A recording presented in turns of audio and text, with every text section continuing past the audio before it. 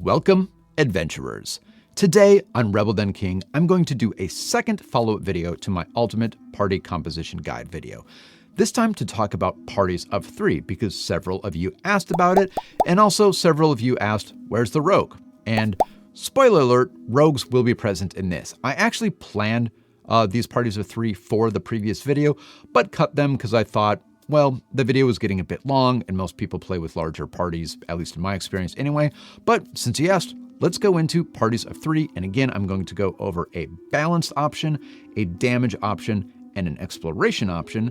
I will give my full recommendations for each, and I'm actually going to start with the damage option this time. For a hard-hitting party of 3, I would recommend having a right hand, which some of you pointed out is probably better called an anvil, and I like that suggestion, a professional, and a cannon. Now, these terms will make most sense if you've watched that other video first, so go watch that, but I will explain what they mean just a little bit, or at least you'll be able to figure it out from my character descriptions below. This party will be a bit of a glass cannon. There's not a lot of healing. There's not a lot of anything other than damage in here, but then again, you're going to be a very hard-hitting party. You're probably going to end encounters pretty quickly, so you might not need a lot of that other stuff.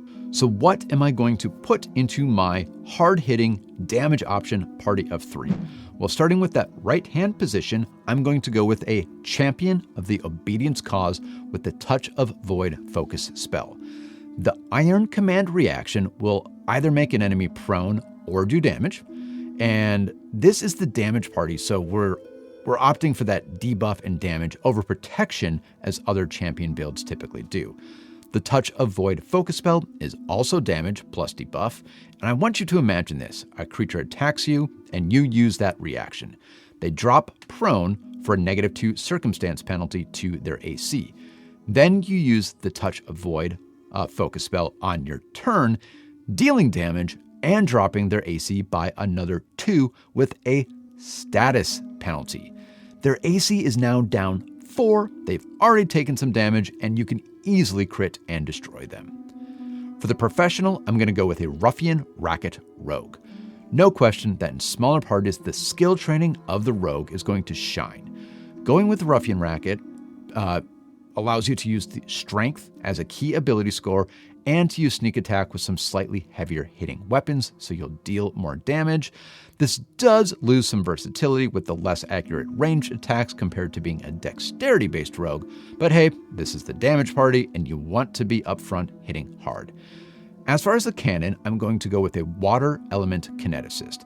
Try to use a lot of 2-action ranged attacks, which will deal a D8 plus 4. This also has some built-in battlefield control, allowing you to push the target due to the water impulse junction. I would take Winter's Clutch and Tidal Hands for area of effect damage, but also take Ocean's Balm for healing.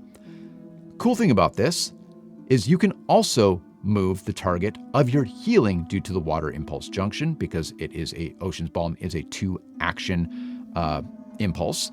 So you can actually heal an ally and move them out of harm's way. So in the end, this is actually kind of a little bit of a mid-guard, but it's one that tries to do damage first and then support second. So it's a cannon guard. It's still a cannon. Now, what about the exploration option when you only have 3 players? Professional.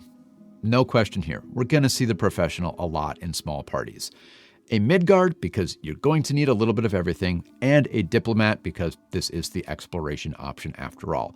There's no true dedicated damage dealer in this party, but definitely has a little bit of everything. Try to get as much intel as you can before the fight starts. What is going to be in this party? Well, in my exploration-based party of 3, I'm going to start with that professional, choosing a forensic medicine investigator. You've got skill training. You're decent in combat. You have healing abilities from battle medicine, plus being able to do it once an hour instead of once a day per character, which is huge and going to be necessary in this party. Oh, and of course, you're an investigator. You can pursue a lead. You can clue in, all that kind of great stuff. This build offers a lot to a small party. For the Midgard, I'm going to go with one of my favorites, a Storm Order Druid. Shout out to the Storm Order Druid in one of my campaigns. The Tempest Surge focus spell can leave a creature clumsy 2 in addition to dealing D12 damage. It is a great damage plus debuff option to set up the rest of the party for success. You can prepare the heal spell and Rousing Splash cantrip for some healing abilities. You can wade into melee with medium armor training, and you can set up that professional. And then you are wisdom based, which will be great for perception and tracking.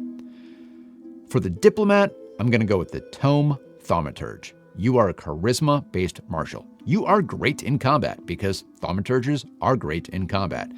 But the tome also gives you a bonus to recall knowledge and training in 2 additional skills, which you can pick during your daily preparations.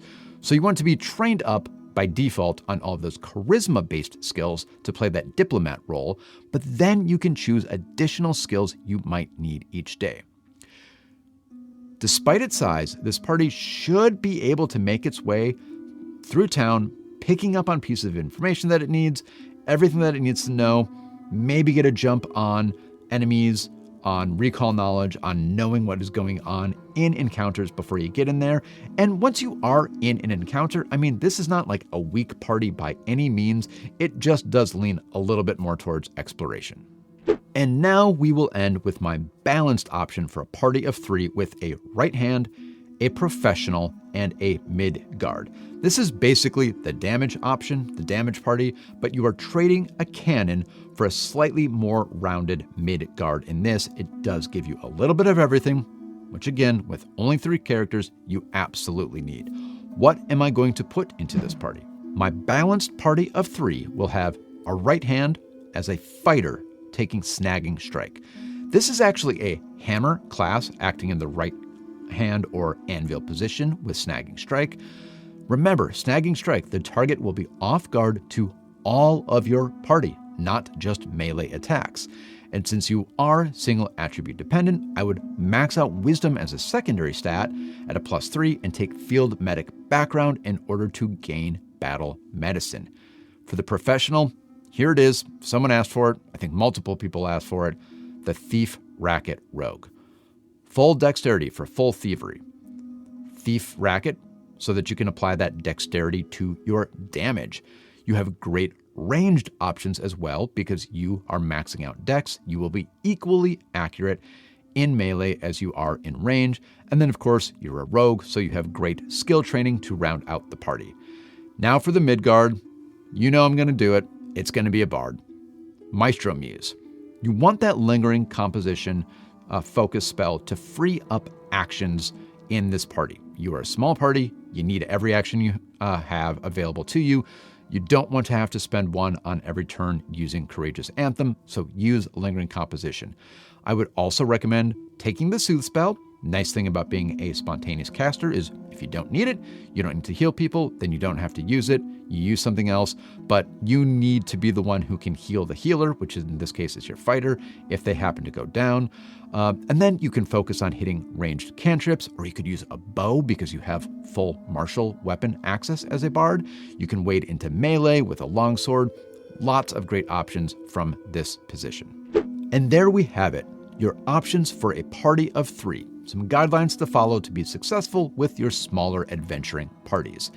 It is very important in these smaller parties to make sure you don't over-index on anything, because with only 3 players, if 2 of you or all 3 of you are over-indexing on something, that means a lot of other things are not being covered at all. If that's the case, you might smash your way through some encounters and then TPK on something that is supposed to be trivial. And also, wow, parties of 3, is that professional position needed, and are rogues very helpful or what?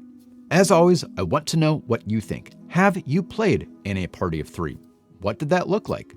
Did you run into situations where you just didn't have anything covered? Let's talk about it in the comments. Until then, remember that the baseline encounters are leveled for a party of 4. So if you want to be daring, just pick a party of 3, don't have your GM adjust anything, and have good luck making it to book 2 of the adventure path.